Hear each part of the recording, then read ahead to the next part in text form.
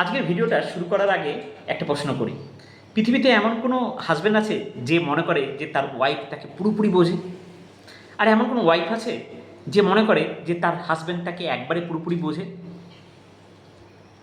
আমার তো মনে হয় না। আমারও না। কারণ হাজব্যান্ড ভাবে আমি তো শুধু 10 মিনিট শান্তিতে বসতে চেয়েছিলাম, আর ওয়াইফ ভাবে আমি তো শুধু একটু কথা বলতে চেয়েছিলাম। আর ওয়াইফ ভাবে হাজব্যান্ড কিছুই মনে রাখে না। আর হাজব্যান্ড ভাবে ওয়াইফ সব কিছুই মনে রাখে। বিশেষ করে 5 বছর আগে আমি কি ভুল করেছিলাম সেটাও। সত্যি কথা বলতে কি, হাজব্যান্ড ওয়াইফ মানে একটু ঝগড়া, একটু অভিমান, একটু অভিযোগ আর প্রচুর ভালোবাসা। আর সেই কারণেই আজ আমরা একে অপরকে কিছু মজার, কিছু কঠিন, অপ্রস্তুত করে দেওয়া প্রশ্ন করব। কেউ আগে থেকে সেই প্রশ্নগুলো জানি না, কেউ উত্তরও প্র্যাকটিস করেনি, তাই আজ বেরিয়ে আসবে আসল সত্যি। তো সঙ্গীতা, তো ভিডিওটা শেষ পর্যন্ত দেখুন, দেখা যাক হাজব্যান্ড বেশি অভিযোগ করে না ওয়াইফ। আর শেষে অবশ্যই কমেন্টে জানাবেন আপনার বাড়িতে কার সঙ্গে বেশি মিল মানে মিল পেলেন এটার। তো আমি প্রথমে সঙ্গীতের দিকে একটা কোশ্চেন ছড়ব।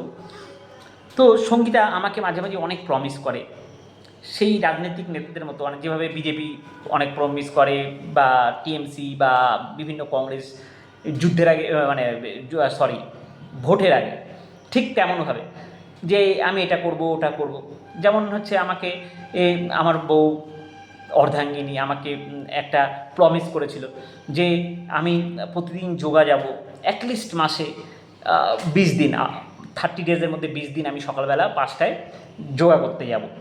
তো তারপরে গেছে 2-4 দিন গেছে, তারপরে একটু প্রবলেম হয়েছে।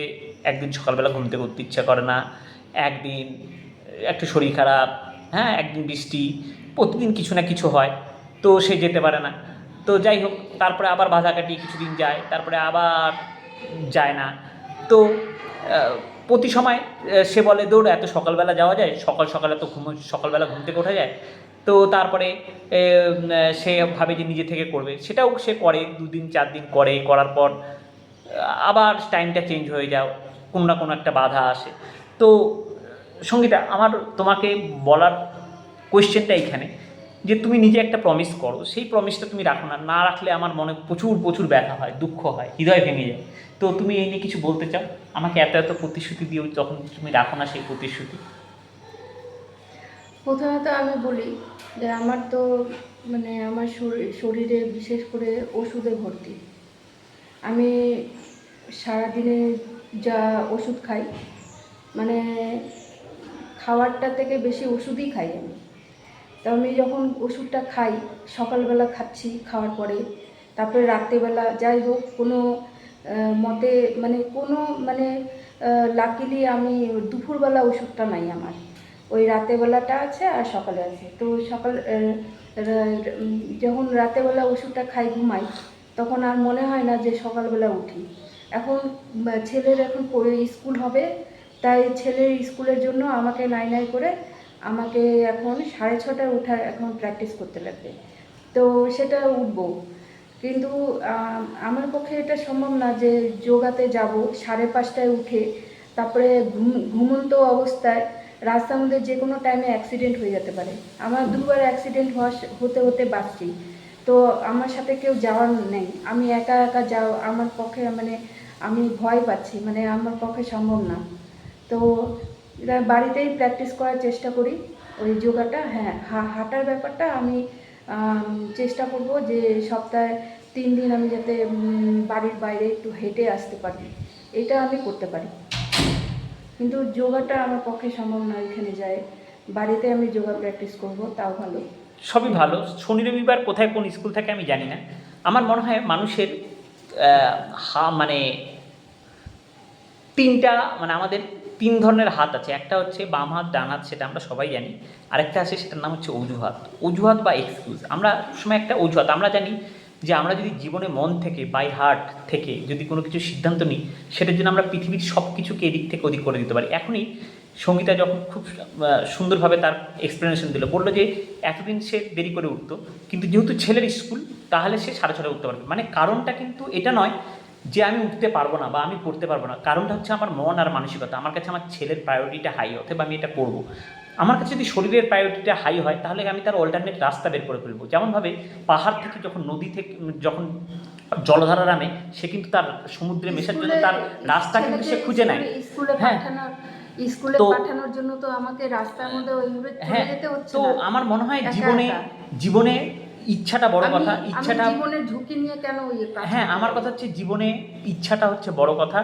কারণ আমি প্রতিদিন আজকে যদি বলে আমি তোমার আজকে সাথে যাব, আজকে আমার ওখানে ওয়াইফ, পৌঁছায় দিব, তাহলে আমি ঠিক আছে, আমি আজকে যাব। আমার ওয়াইফ যেটা বলছে যে প্রতিদিন সে যা ওষুধ খায়, খাওয়ারের থেকে ওষুধ বেশি খায়। আজকে আমি এই যে যোগাতে যেতে বলছি, যে ওষুধগুলো খায় আজকে প্রতিটা কিসের ওষুধ? অ্যাংজাইটির ওষুধ। অ্যাংজাইটি কিসের থেকে আসে? আমাদের একটা যেটাকে বলে হচ্ছে লাইফস্টাইল ডিজিজ, মানে আমাদের জীবনের কিছু লাইফস্টাইল সঠিকভাবে ফলো না করার জন্য এইসব রোগ হয়। তো এটাকে আমরা একমাত্র ঠিক করতে পারি, পৃথিবীতে এখনও কোনো ইনস্টিটিউট এটার ওষুধ আবিষ্কার করেনি যে কোনো ওষুধ খেয়ে এটা কিওর হয়। প্রতিটি ওষুধ জাস্ট সারভাইভ মোডে নিয়ে যায়, যেটাতে কিছুদিন সে সারভাইভ করবে, সে জাস্ট বাঁচবে, কিন্তু সে জাস্ট একটা মুর্দা লাশ হয়ে বাঁচবে। কিন্তু একমাত্র যোগা প্রাণায়াম, যেটা কিনা একটা মানুষকে কিন্তু সেই জায়গা থেকে সেই জায়গা থেকে তাকে ফিরিয়ে আনবে। হ্যাঁ, তো আমার কথা হচ্ছে, বাচ্চার ইচ্ছা থাকবে কেমন করে যদি প্রতিদিন ঝগড়া আমার করে? প্রতিদিন যদি বলে যে তোমাকে যোগায় যেতে হবে, তোমাকে এটা করতে হবে, তোমার ড্রেস ভালো না, তোমাকে ড্রেসিং কোড বানাতে হবে, তোমাকে এটা করতে হবে, তোমার রান্নাটা এটা কি হলো, রান্নাটা এটা তো ঠিক হয়নি, তোমার বাচ্চাকে পড়াওনি, তুমি আজকে তুমি হোমওয়ার্কটা করাওনি, তুমি আজকে কিছুই করাওনি, হ্যাঁ তুমি কি করবা, তোমার দ্বারা কিচ্ছু হবে না। এই যে এত কিছু শোনার পরে কি মনে হবে যে আমি জ্যান্ত হয়ে বাঁচি?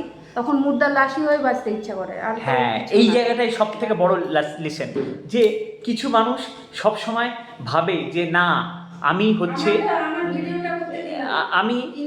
আমি আমাকে জীবনে কিছু করতে পারলাম না, কারণ কি? কারণ আমাকে পরিবেশ পরিস্থিতি সবাই আমাকে বাধা দেয়। সবসময় আমরা কি করি? এক্সকিউজ, যে কারোর জন্য আমাকে কিছু হলো না, আমি জীবনে কিছু করতে পারবো না। কারণ কি? এই যে এখানে যে ফাইট হয়, আমাদের যে ফাইটটা, আমার মনে হয় সেটা কিন্তু আমাদের ফ্যামিলিতে না, এটা প্রতিটা ফ্যামিলি, প্রতিটা ঘরে আছে, কেউ কাউকে বোঝে না। আমি আজকে যেটা বলছি সেটা কিন্তু আমি জাস্ট চাই যে আমার ওয়াইফ ভালো থাকুক, সেও সেটা জানে, কিন্তু হ্যাঁ, বাস্তবে আমাদের ভাবা বলা আর সেটা করার মধ্যে কিন্তু বিশাল পার্থক্য। কারণ যে কোনো জিনিস করতে হলে তার জন্য অনেক ত্যাগ স্বীকার করতে হয়, ত্যাগ স্বীকারটা কিন্তু এতটা সহজ না। আর এই জন্যই আজকে আমাদের প্রতিটি সংসারে, প্রতিটি এই ফ্যামিলিতে প্রত্যেকের এক্সপেকটেশন, আমার একটা এক্সপেকটেশন, তার একটা এক্সপেকটেশন, যখন এই এক্সপেকটেশন ম্যাচ হয় না, তখনই কিন্তু হয় ফাইট। আর এই ফাইট কিন্তু কন্টিনিউ চলতে থাকে, আর এইভাবেই চলে আমাদের সংসার। কিন্তু আমাদের সংসার এইভাবে করেই চলবে, আর এইভাবে করেই আমরা এগিয়ে যাব। তো একটু টাটা করে দাও সবাইকে, দর্শককে হাই, টাটা, বাই বাই। এইভাবেই লড়াই চলবে, আর এটাই এর নামই সংসার। আর এই সংসারে যারা চলতে পারে এই এত কিছুর পরেও, এত ভালোবাসার দর্শক, যাই হোক, টাটা, বাই বাই। আপনারাও ভালো থাকুন, এইভাবে লড়াই ফাইট করতে করতে সুন্দরভাবে এই জীবনটাকে কাটিয়ে দিন। ভালো থাকুন।